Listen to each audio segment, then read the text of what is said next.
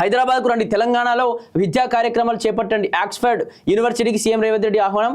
ఆ వర్సిటీ విద్యావేత్తలతో కీలక సమావేశం. తెలంగాణలో విద్యా కార్యక్రమాలు పెద్ద ఎత్తున చేపట్టాలని లండన్లోని ప్రపంచ ప్రఖ్యాత ఆక్స్ఫర్డ్ యూనివర్సిటీలో సీఎం రేవంత్ రెడ్డి ఆహ్వానం పలికారట. తెలంగాణ రైజింగ్ ప్రతినిధి బృందంతో భాగంగా ముఖ్యమంత్రి శుక్రవారం యూనివర్సిటీని సందర్శించారు. తెలంగాణలో ఆక్స్ఫర్డ్ యూనివర్సిటీ భాగస్వామ్యం అవకాశాలు, రాష్ట్ర యువతకు ప్రపంచ స్థాయి విద్యా పరిశోధన అవకాశాలు కల్పించే అంశాలపై ప్రముఖ విద్యావేత్తలతో విస్తృతంగా చర్చించారట.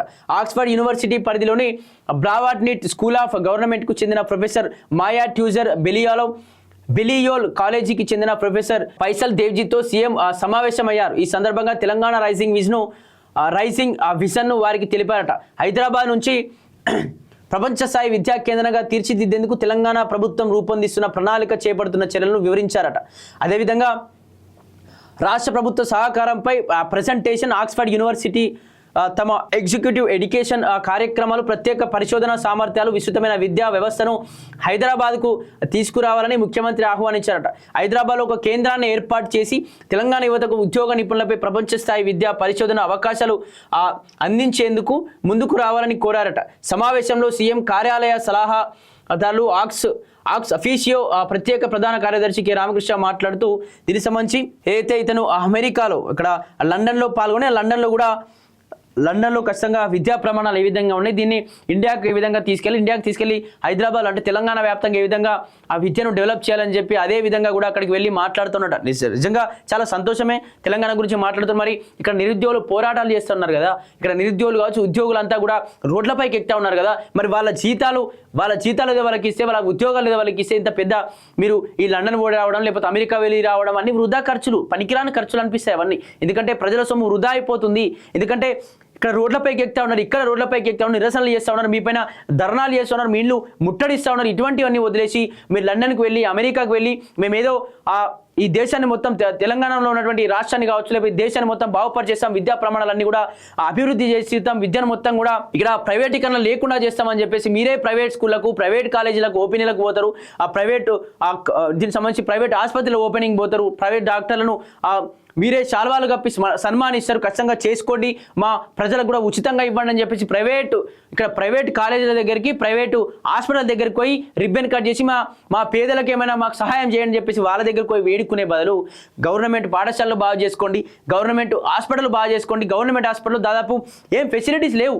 చాలామంది రోగులు అక్కడ క్యూలు కట్టి అక్కడ ఒక ఇంజెక్షన్ లాంటివి కావచ్చు లేకపోతే ఒక సూది కావచ్చు లేకపోతే గోళీలు లేక చాలామంది సతమతం అయిపోతూ ఉన్నారు. కొన్ని ఆ ఏరియాలో ఉండే హాస్పిటల్లో కనీసం డాక్టర్లు రానటువంటి పరిస్థితులు కనిపిస్తూ ఉన్నాయి. ఒక్కసారి సమీక్ష ఏర్పాటు చేయాలి. ప్రతి గ్రామంలో ఉన్నటువంటి ఆ పిహెచ్సి పరిధిలో ఎంతమంది డాక్టర్లు వస్తూ ఉన్నారు, ఎంతమంది పేషెంట్లు వస్తూ ఉన్నారు, పేషెంట్లకు అందరికీ సరి సమానంగా ట్యాబ్లెట్లు కావచ్చు, అక్కడ ఉన్నటువంటి ఇంజెక్షన్ని అందుతున్నాయా, లోపల ఉన్నటువంటి ఆ బీపీ మెషిన్స్ కావచ్చు అవన్నీ ఎక్విప్మెంట్లు సరిగా ఉన్నాయా, అవన్నీ పనిచేయట్లేని చెప్పేసి మళ్ళీ వీళ్ళు ఆ ట్యాబ్లెట్స్ కూడా లేకపోవడం ట్యాబ్లెట్ రాపించి మళ్ళీ బయట మెడికల్ షాప్లకు పంపిస్తూ ఉన్నారా? అసలు నిజంగా ఏం జరుగుతుంది? అక్కడ ఉన్నటువంటి లోపల ఆయాలు కావచ్చు, నర్సులు కావచ్చు ఏం చేస్తూ ఉన్నారు? నిజంగా అక్కడ ఉన్నటువంటి రోగులను పట్టించుకుంటూ ఉన్నారు. చాలామంది ముసలి వాళ్ళు ఎక్కువగా వెళ్తూ ఉన్నారు. ఎందుకంటే వాళ్ళకు నడుము నొప్పులు రావడం, లేకపోతే కాళ్ళ నొప్పులు, కీళ్ళ నొప్పులు, మొక్కాల నొప్పులు రావడం, బీపీలు రావడం, షుగర్ ఉండడం, ఇటువంటి చాలామంది వయస్సు పైబడిన ముసలి వాళ్ళకి ఎక్కువగా వస్తాయి. వాళ్ళందరూ చాలామంది వెళ్తూ ఉంటారు. కానీ కొన్ని హాస్పిటల్లో ఏం జరుగుతూ ఉందంటే, అన్ని అనట్లేదు, కొన్ని హాస్పిటల్లో వాళ్ళను అసహించుకోవడం, ముసలి వాళ్ళని చెప్పేసి అలా ముఖం బాగాలేదని చెప్పేసి, లేకపోతే అంత కొంచెం బ్యాడ్ స్మెల్ వస్తుంది, రకరకాలుగా వాళ్ళని చీదరించుకునేటువంటి ప్రయత్నాలు కొన్ని హాస్పిటల్లో జరుగుతూ ఉన్నాయి. ఇటువంటి వాళ్ళను నర్సులుగా, డాక్టర్లుగా ఎందుకు పెట్టడం? వీళ్ళను వెళ్ళి కూలీ పని చేసుకోమంటే బాగుంటుందేమో. ఒక్కసారి రాష్ట్ర వ్యాప్తంగా ఉన్నటువంటి ఈ ప్రభుత్వ హాస్పిటల్ ఒకసారి సందర్శించండి. ఎన్ని ట్యాబ్లెట్స్ వస్తున్నాయి, ఎక్విప్మెంట్ వాడుతూ ఉన్న డాక్టర్లు సరైన సమయం దాదాపు 9 గంటలకు డాక్టర్లు హాస్పిటల్లో ఉండాలి. మరి 9 గంటలకు వస్తూ ఉన్నారా? డాక్టర్లు దాదాపు చాలామంది పెద్ద డాక్టర్లు అందరూ హాస్పిటల్ ఉండే వాళ్ళకి ఫెసిలిటీస్ ఉంటాయి, రూము అవైలబిలిటీ ఉంటుంది, ఫుడ్ అవైలబిలిటీ ఉంటుంది. మరి వాళ్ళు వెంటనే అక్కడ ఉన్న హాస్పిటల్లో ఉన్నా కూడా మరి ఆ 9 గంటలకు అక్కడికి వస్తున్నారు హాస్పిటల్కి. మరి ఏం జరగబోతోంది అని చెప్పేసి ఒకసారి సమీక్ష ఏర్పాటు చేయండి. అదేవిధంగా ప్రభుత్వ స్కూళ్ళ విషయానికి వస్తే, ప్రభుత్వ స్కూళ్ళలో ఎంతమంది స్కూల్ విద్య అందుతూ ఉన్నది, ఎంతమందికి ఆ పుస్తకాలు సరిగా ఇస్తారు, ఎంతమందికి సరైన యూనిఫామ్లు అందుతూ ఉన్నాయి, అదేవిధంగా ఎంతమందికి స్కూల్లో బెంచ్లు సరిగా ఉన్నాయి, అలాగే ఎంతమందికి సీసీ కెమెరాలు ఉన్నాయి స్కూళ్ళలో ఎంతమందికి పర్యావరణ వ్యవస్థ బాగుంది, ఆడుకోవడానికి ఆట స్థలం ఉందా, నిజంగా వాళ్ళకు చదువుకోవడానికి మంచి పుస్తకాలు అంతా ఉన్నాయా, మంచి చదువు అంతా ఉందా, లేకపోతే ఆ స్కూళ్ళలో చాలా మంది అంటే ప్రతి సబ్జెక్ట్కి ఒక టీచర్ ఉన్నాడా, లేకపోతే అన్ని సబ్జెక్టు కలిపి ఒకే టీచర్ చెప్తా ఉండా. ఒక్కసారి ప్రైమరీ స్కూల్లకు కావచ్చు, అక్కడ అలాగే హై స్కూల్కి కావచ్చు వెళ్ళేటువంటి ప్రయత్నం చేయండి. అవి కూడా సమీక్ష ఏర్పాటు చేయండి. ఏర్పాటు చేసి ఎంతమంది స్టూడెంట్స్ వస్తూ ఉన్నారు స్కూల్కి, ఊర్లో మొత్తం యువత ఎంతమంది స్టూడెంట్స్, ఆ యువతలో ఎంతమంది ప్రభుత్వ కళాశాల స్కూళ్ళకు వస్తున్నారు, ప్రైవేట్ స్కూళ్ళకి ఎంతమంది పోతున్నారు, ఒకసారి ఆ సమీక్ష ఏర్పాటు చేసి చేయండి. ఎందుకు ప్రైవేట్ స్కూళ్ళకు ఎందుకు వెళ్తూ ఉన్నారు, గవర్నమెంట్ అధికారులు అంటే గవర్నమెంట్ టీచర్స్ ఎందుకు వాళ్ళ దగ్గరికి వెళ్ళి కుటుంబ సభ్యులకు ఎందుకు వివరించలేకపోతా ఉన్నారు, ఒకసారి మాట్లాడండి. వాళ్ళకి సంబంధించి ప్రజల దగ్గరికి కూడా ఒకసారి తీసుకెళ్ళే ప్రయత్నం చేయమనండి. ఎందుకు ఇవన్నీ చేయకుండా మీరు లండన్ వెళ్ళి, అమెరికా వెళ్ళి విద్యా ప్రమాణాలు మెరుగుపరచాలి, నిరుద్యోగులకు ఉద్యోగాలు కల్పించాలనే బదులు ఇక్కడ ఉన్నటువంటి స్కూళ్ళను బాగా చేసుకొని ఇక్కడ ఉన్నటువంటి ఆ ఏదైతే ప్రభుత్వ సంబంధించినటువంటి దవాఖానాలు బాగా చేసుకుని, అదేవిధంగా ఉద్యోగులకు పిఆర్సీలు కేటాయించండి, పెన్షన్లకు పెన్షన్స్ ఇవ్వండి. నిరుద్యోగులు వాళ్ళు ఇంకా ఇప్పటికీ ఆవేదన చెందుతూ చాలామంది మీరు ఇంటిని తామన్నారని చెప్పేసి ఇంటిని తాగి చనిపోతూ ఉన్నారు, పొర్లు దండాలు పెట్టమన్నారని చెప్పేసి పొర్లు దండాలు పెడతా ఉన్నారు.